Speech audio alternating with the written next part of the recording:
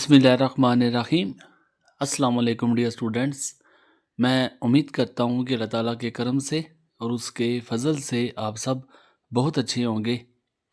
First year की English को हमने स्टार्ट किया हुआ है और पहले 4 यूनिट मैं डिटेल के साथ शेयर कर चुका हूँ।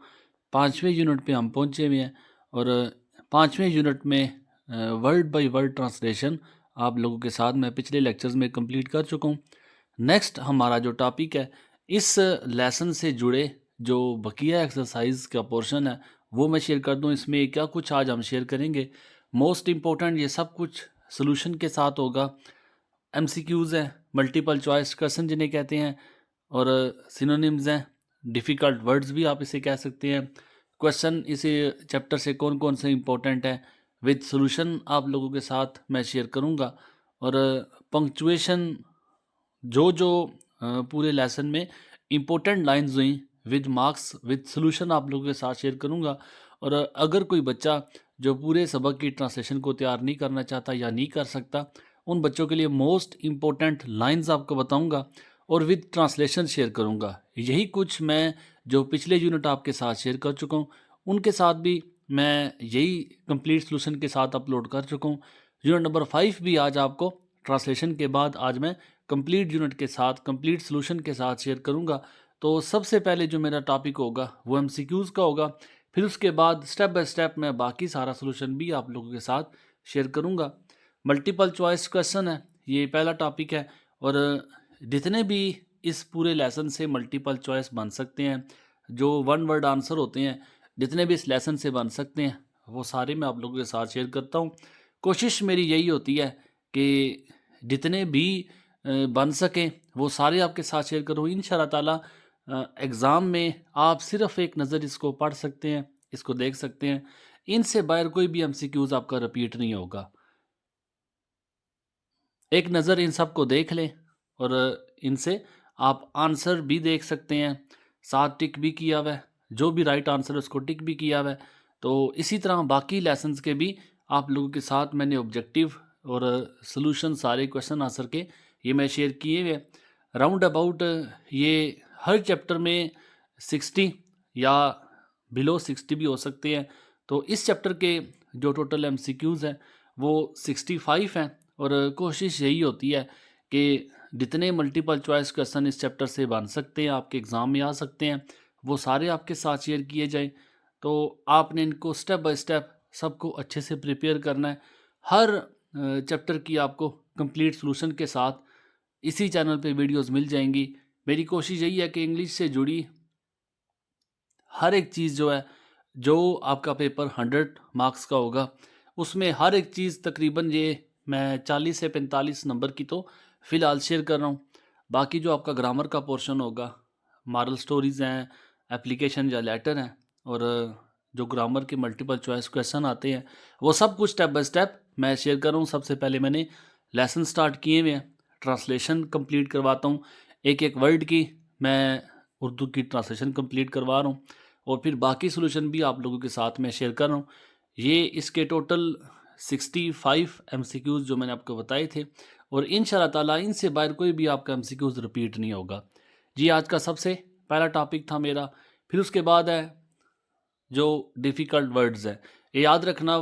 बहुत से बच्चे जो हैं फर्स्ट ईयर के, चूँकि सिलेबस चेंज हुआ है, नया टॉपिक है, तो मैट्रिक के बाद आपको कुछ चीज़ें फर्स्ट ईयर में नई सीखने को मिलती हैं। पूरे लेसन से एक लाइन पिक की जाती है और इस लाइन में एक वर्ड को बोल्ड कर दिया जाता है, उसे हाईलाइट कर दिया जाता है, और इससे जुड़े 4 अल्फाज आते हैं जिन्हें आपने पिक करना होता है कि इस वर्ड के कौन सा मोस्ट रेलिवेंट हो सकता है इन 4 जो ऑप्शन आपके पास दिए हुए हैं। तो इसी तरह जिस तरह आपके साथ मैं यूनिट नंबर 5 के शेयर कर रहा हूँ, बाकी यूनिट्स के भी आपको मोस्ट इंपॉर्टेंट सिनोनिम्स इंशाल्लाह ताला जो चीज़ें आपके साथ मैं शेयर करूँ, इनसे बाहर आपको कुछ भी तैयार करने की ज़रूरत नहीं है। हर जो पीडीएफ होगा मेरा, जो आपको मैं दिखा रहा हूँ, ये सारा मैंने खुद तैयार किया है। पूरी इंग्लिश से मैंने कोशिश की है कि बच्चों की मेंटालिटी को, बच्चों की ज़हनियत को मद्देनज़र रख के इन सब को तैयार किया गया है। आप अगर इनमें कोई डिफ़िकल्टी फ़ील करते हैं, कोई आपको मुश्किल लगता है, अगर आप ये समझते हैं कि मुझे एमसीक्यूज़ یا جو میں آپ کو سینونیمز دکھا رہا ہوں یا کوئی بھی پارٹ انگلش کا ساتھ مجھے ٹرانسلیٹ بھی کرنا چاہیے تو میں آپ کو ٹرانسلیشن بھی اس کی پرووائڈ کر دوں گا. باقی کویشچن آنسر جو ہیں وہ میں وتھ ٹرانسلیشن شیئر کرتا ہوں. اور ایم سی کیوز موسٹلی بچے جو ہیں وہ انہیں پک کر لیتے ہیں، یا بہت سے بچے جو ہوتے ہیں انہیں ایم سی کیوز تیار کرنے کی ضرورت نہیں ہوتی. سبق اچھا پڑھ لیتا ہے جو بچہ، ٹرانسلیشن اچھی سن لیتا ہے، تو تقریباً 90% وہ ایم سی کیوز یا سینونیمز وہ وہیں سے ریپیٹ کر لیتا ہے، وہیں سے وہ اٹیمپٹ کر لیتا ہے. یہ ٹوٹل 35 ورڈز کے سینونیمز ہیں. آپ نے ان کو اچھے سے تیار کرنا ہے، اور ہر آپشن جو ہے ود آنسر میں نے شیئر کیا ہے. یہ دوسرا ٹاپک آج کا ہمارا.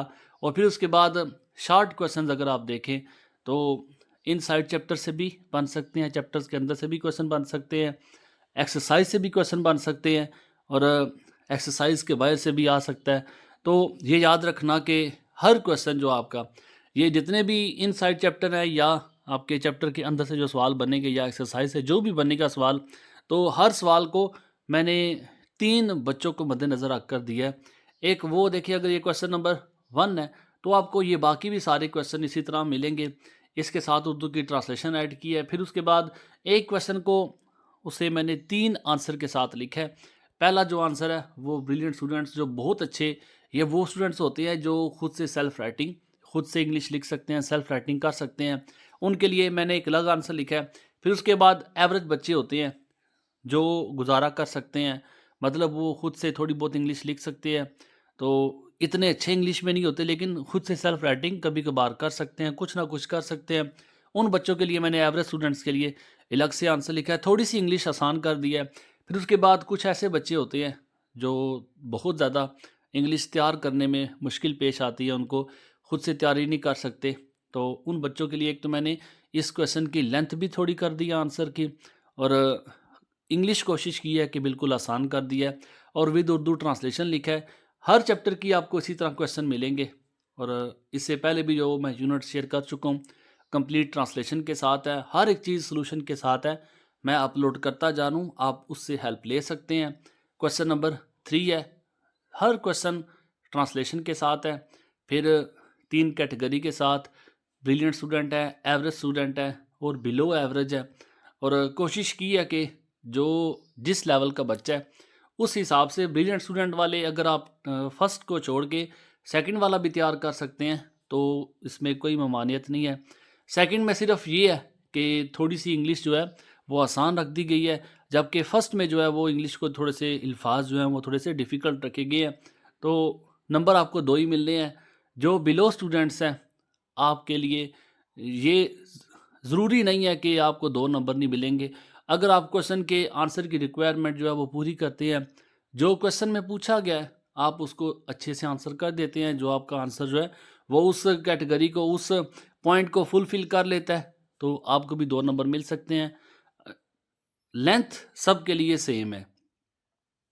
تو جتنے بھی کویشچن ہیں، پہلے یونٹس میں نے جو آپ کے ساتھ شیئر کی ہیں اس میں یہ تھا کہ ان سائڈ چیپٹر کو میں نے الگ کیٹیگری میں رکھا تھا، اور ایکسرسائز کے جو کویشچن تھے ان کو میں نے الگ کیٹیگری میں رکھا ہے. جبکہ جو اس یونٹ میں آپ کے ساتھ شیئر کروں یہ سارے ان سائڈ چیپٹر سے بھی، ایکسرسائز سے بھی، اور اس کے علاوہ جو کویشچن بن سکتے ہیں ان کو میں نے ایک ہی جگہ پہ لکھا ہے.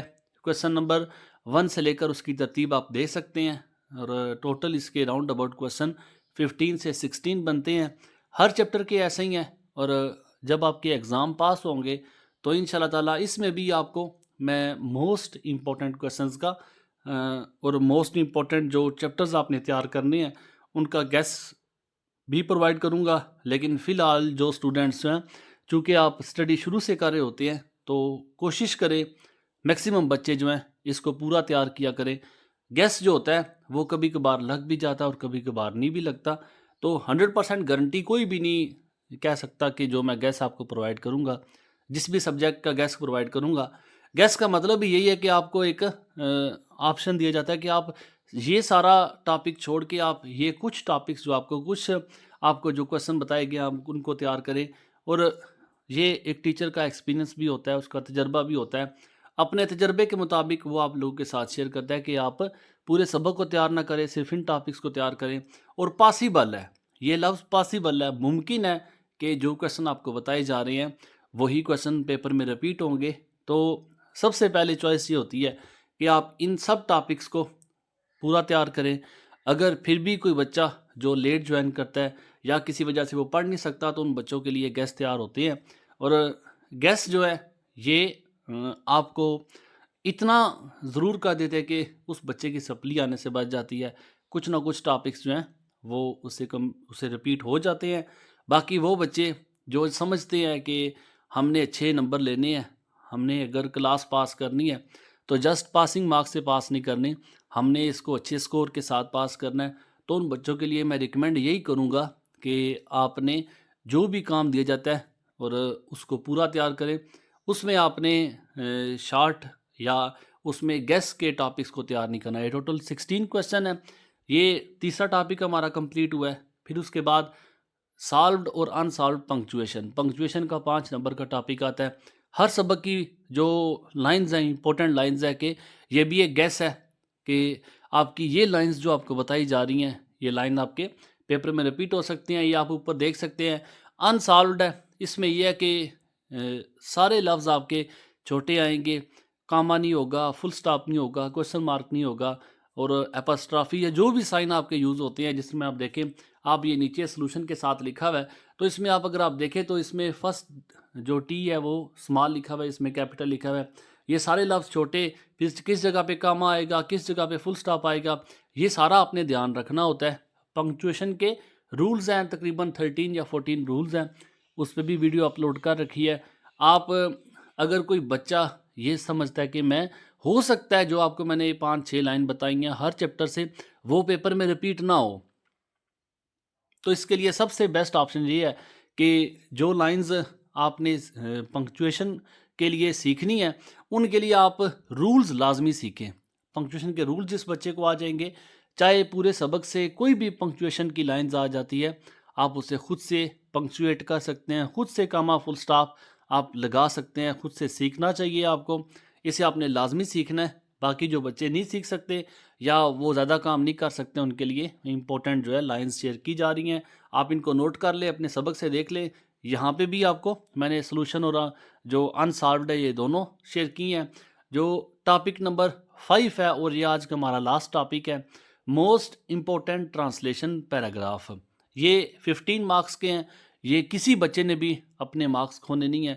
لیسن نمبر 5 میں جو بھی موسٹ امپورٹنٹ پیراگراف بنتے ہیں, ویسے تو اس کے لگ بھگ 15 سے 16 پیراگراف بنتے ہیں, تو ٹرانسلیشن اگر آپ کو پوری کروائی ہے, پورے یونٹ کی کروائی ہے, تو آپ کو بھی پورے یونٹ کی تیار کرنی چاہیے. لیکن پھر بھی اگر کوئی بچہ یہ سمجھتا ہے کہ میں سارا یونٹ اردو کی ٹرانسلیشن کا تیار نہیں کر سکتا یا وقت کی کمی کی وجہ سے وہ سب پریپیئر نہیں کر سکتا, اس بچے کے لیے میں ٹرانسلیشن کی امپورٹنٹ لائنز بتا رہا ہوں. اس لائنز کو آپ نے سیکھ لینا ہے کہ آپ کی انگلش کی بک سے یا آپ گائیڈ سے جہاں سے بھی آپ اسے دیکھتے ہیں, تو یہ لائنز آپ کی سٹارٹنگ یہ لائنز ہیں, درمیان میں ڈاٹ جو ہیں اس کا مطلب یہ ہے کہ درمیان میں لفظ میں نے مسنگ کر دی ہیں. لائنز آپ کی یہاں سے سٹارٹ ہوگی اور یہاں پہ آپ کی اینڈ ہوگی.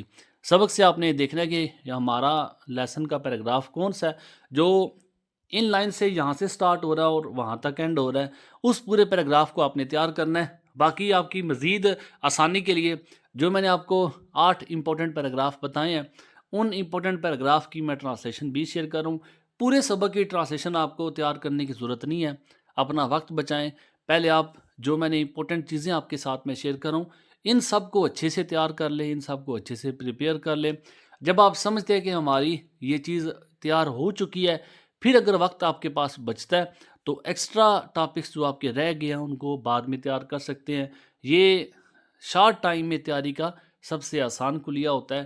امید کرتا ہوں جتنی بھی ایفرٹ آپ لوگوں کے لیے کی جا رہی ہے یا جو نوٹس آپ کو پرووائڈ کیے جا رہے ہیں آپ لوگوں کے لیے آسانی کا باعث بنے. اللہ تعالیٰ آپ سب کے علم میں مزید برکتیں عطا فرمائے.